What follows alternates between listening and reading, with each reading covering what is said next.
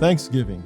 What comes to mind when you think about Thanksgiving? For me, Thanksgiving is a time when I use all my senses, especially my sense of smell, as I enjoy the aroma of a house full of the smells of delicious food. There's just something about those foods cooking that takes me to Thanksgiving and the fellowship I enjoy with my family this time of year. It's interesting to note in the Gospels how many times food is a part of Jesus' life and ministry. We remember the time he fed 5,000 and the miracle of that story. Jesus also used food and drink to remind his followers that he expects us to provide for others, especially strangers.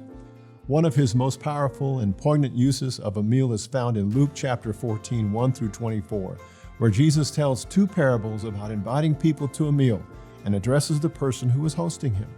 What connects these stories and many of the other times Jesus speaks about food and celebration is inclusion.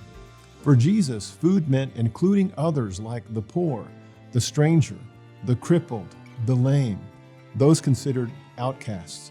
In fact, Luke chapter 14, verse 23, the man giving the big dinner in the parable tells his staff to go out in the highways and along the hedges and compel them to come in, that my house may be filled. Jesus wants his house to be filled. He wants all of us to enjoy the feast. I'm grateful again this year for the generosity of so many people supporting our work who make it possible for us to open wide the ministries of Buckner and invite in so many children, families, and senior adults.